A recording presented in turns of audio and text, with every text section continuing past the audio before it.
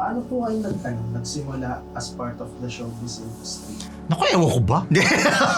Hindi, right after graduation, AB Communication Arts sa UST, my first job was news researcher ako ng ABS-CBN. Tapos, it was Pia Hontiveros and Jing Reyes na nagbigay sa akin ng opportunity na maging news researcher ng ABS-CBN. And then, nagkaroon ng audition for RPN9 na news reporter. So si Marigold Haber naman ang kumuha sa akin doon. So TV police reporter ako. So kasi yun talaga ang gusto kong trabaho. Gusto ko talaga maging news anchor, gusto ko talaga maging news reporter. So ginawa ko yan mga about 8 years. Pero parang nagkaroon ako ng change of heart at sabi ko parang gusto ko i-try yung showbiz. Kasi syempre nung news reporter ako, hindi ako yung natural na ako. Kasi syempre kailangan pamintang durog na nakaka-atching. No? So sabi ko, ay gusto ko maging medyo mas relax. So sinabi ko sa boss ko sa RPN, pwede ba akong maging showbiz reporter? Talagang malaking shift. Medyo na-enjoy ko naman siya habang naging showbiz reporter ako. And then, bigla na lang akong inofera na maging radio jock o maging DJ. Nag-host ako ng isang event tapos may isang taga-radyo na in-invite akong maging DJ. Actually, ayoko talaga maging DJ kasi nung college ako, hindi ako interesado sa radio class. Feeling ko pang TV lang ako, ganyan. Pero dahil kailangan ko ng racket. Nung nandun na ako, nung nasa booth na ako, na nagsimula na ako, nagkaroon na ng Meganon, nagkaroon na ng mga ganyan. Parang naging passion ko siya. So I left the news industry tapos nag full-time akong maging DJ. Yung pagiging DJ ko sa FM band, yun ang nagbukas sa akin para makapasok ako sa entertainment industry. So nagkaroon ako ng very first kong talk show sa QTV, yung Tweet Biz. Tapos naging semi-regular ako sa Itbulaga. Tapos nung nag-TV5 na, kinuha ko ng TV5, lahat ng shows ko doon, puro talk show. Except for yung Wow Mali with Sir Joey De Leon na pinakamatagal kong show sa TV5. Ganon na naging history ko kumbaga. Yung pagiging radio jock ko, yun talaga ang nagbukas ng pinto para ma-penetrate ko, ang showbiz industry. Sino po yung naaalala niyong artista na na-interview niyo? Was it on the radio po ba? Or... Ay hindi, syempre nung naging showbiz reporter na ako, nagko-cover na ako ng mga showbiz events. So, hindi ko na maalala kung sino yung unang-unang artista. Pero ang isa sa mga hindi ko makakalimutan na na-interview ay si Ate V.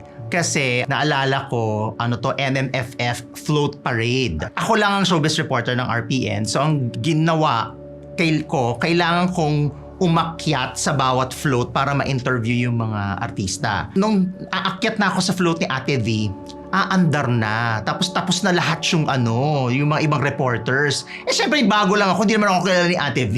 Pero naglakas loob ako na lumapit sa kanya at sabihin ko na, Ate V o Miss Vilma, pwede po ba kayo ma-interview? Syempre pwede naman niya ako tanggihan kasi hindi naman niya ako kilala, bago lang naman ako. So, pero in fairness to her, ang ginawa niya, tumayo siya kasi nakaupo na siya Tumayo siya, tapos nagpa-interview siya sa akin na kahit umaandar yung float, nakakapit siya, kebs lang siya na habang kumakaway siya dun sa mga fans na nag-aabang ng float niya, nagpa-interview siya sa akin. So hindi ko yun makakalimutan. At yung unang-una kong press conference or media conference na hinost ko nung DJ na ako, si Ate V. Endorsement niya ng isang milk brand.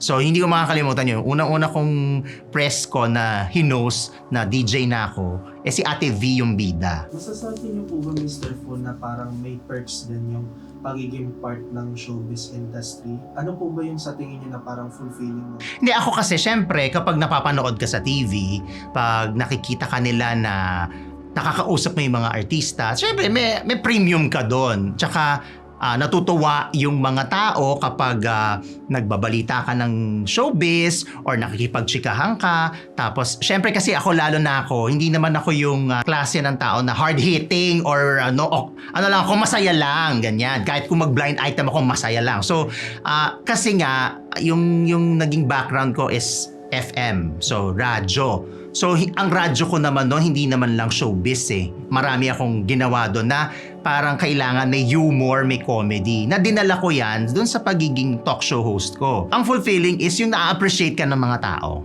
Na naalala ka nila, nakikilala ka nila, natutuwa sila sa'yo. Ako yun lang, bonus na yon, pinakamagandang regalo na yon na na-appreciate yung trabaho mo. Pwede mo bang i-share sa mga kamarites natin kung paano ka napunta sa show? Napadaan lang ako. Hindi. Hindi, ganito yan. Yung Marites University, kasi di ba 2 taon na ang Marites University, ako mag-iisang taon pa lang ako sa show. Kasi nakikita ko na siya online. Although hindi ko talaga siya napapanood ng full episode. Pero bilang kilala ko si Ambet, kilala ko si June, kilala ko si Rose, parang may isang pagkakataon na kinongratulate ko pa si June. Kasi nag-host ako ng isang press con, tapos nandun si June. Tapos kinongratulate ko siya. Sabi ko, huy, napapanood ko yung Marites University. In fairness, ang glossy. Yun ang sabi ko sa kanya. And then, nag-thank you siya. Sabi niya, babatiin daw niya ako sa show. Ewan ko lang kung ni-etchos ako ni June. Tapos, eto naman si Rose, nakita ko sa IG. Kasi parang may pinost siya na Marites University. Tapos, so ang ginawa ko, diniem ko si Rose. Sabi ko, uy, congratulations. Nakita ko nga si June. Ganyan-ganyan. Ang Rose, ang nagsabi na gusto mo mag-guest. Tapos sabi niya, kasi wala si Ambet na sa US noong time na yon. So sabi ko, go! Yun naman ang sagot ko. Si Rose kasi, nung nasa TV5 ako, kapag may mga media conference, may show kami, tapos merong press con o may media conference, syempre attend ng Rose. In fairness naman to Rose, lagi niya ako ini-interview. Tapos, nakasama ko si Rose sa Bangkok, parang 2 years ago o last year, bago ako mag-Marites, courtesy of Nailolit. So medyo kilala ko talaga si Rose. So nung sinabi kong go, binigay kagad niya ang number ko kay Patrick ng Scott Media. Si Patrick, wala pang, parang pagkabigay pa lang niya, parang after 10 minutes, tumatawag na. So ang sabi lang ni Patrick, mag-guest ako for 2 episodes. So sabi ko, go! So dumating ako, nag-guest ako, and then bago pa ako sumalang dun sa second episode na commitment ko, tinanong na agad ako ni Patrick kung okay lang ba sa akin maging regular host. Ang una kong concern, paano si Ambet? Dahil wala si Ambet. Tapos ako, paano si Ambet? Kasi syempre ayoko naman yung papasok ako tapos may mawawala. Ang sagot ni Patrick, hindi, you will be the 4th host. Nung sinabi niya sa akin yon, go na ako. At least wala mawawala at madadagdagan lang. Doon nagsimula. Apart from Marites University, you have your own show din naman regarding sa parang nagba-blind items kasi teletabloid Abante. What was the difference, lalo na dun sa teletabloid ng Abante, mag-isa ka lang, and dito sa Marites University, 4 kayo?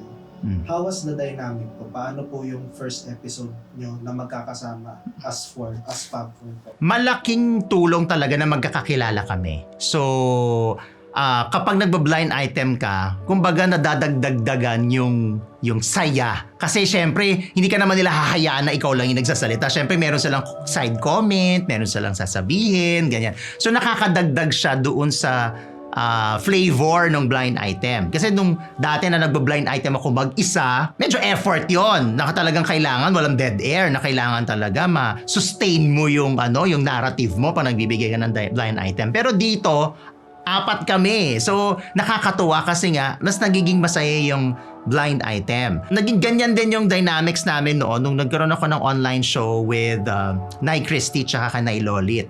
Tsaka nung kami na lang ni Nay Lolit. Pag nagba-blind item, maganda talaga na may kausap ka kasi nakakadagdag dun sa saya. Sa Marites, ganun yung naging effect. Para sa inyo, lalo na 100k subscribers na po kayo, ano yung sa tingin nyo na nabibigay na value ng mga showbiz stories sa mga tao? Wala. Saya lang. Hindi. Kasi sa kultura natin, talaga tayo mahilig talaga tayo sa showbiz, mahilig talaga tayo sa chismis. So, kung meron mang silang matutunan doon sa storya na naibigay, bonus na yon. Pero basically, entertainment talaga siya para sa mga tao, may mga manonood. So, entertainment siya. So, ang main purpose niya is to entertain. Bonus na yung magkaroon ka ng lesson dun sa balita na naibalita mo. Kasi aminin na nyo man, may mga storya na wala namang wawa. Pero dahil sa artista yan, dahil sa ginawa niya yan, matutuwa yung mga manonood. Hindi kailangan may lesson dun sa ginawa niya. Natuwa lang tayo tayo. Pero of course, there are stories na, oo, may matututunan ka. Pero hindi ka, hindi ka haharap kasi gusto mo mag-preach o gusto mo mag-lecture. Sa simbahan ka pumunta. Hindi ka manonood ng talk show, di ba? Ano po yung wish nyo para sa Marites University? Tsaka ano na lang po yung message ninyo sa mga Kamarites viewers po natin? Siyempre, gusto natin na mas dumamay pa tayo, mas dumamay pa yung ma-entertain natin, mas dumamay pa yung mga kamarites natin, di ba? Kasi kaya naman natin ginagawa tong show na to para mas maka-reach ng mas maraming tao. So, yan lang, tuloy-tuloy lang na magpasaya at mas dumami yung sumaya sa ginagawa natin. And syempre, yung mensahe ko naman syempre sa mga kamarites natin, di ba? Tuloy-tuloy lang nating bulabugin ang buong showbiz universe. Kapit kamay lang tayo. May ganon.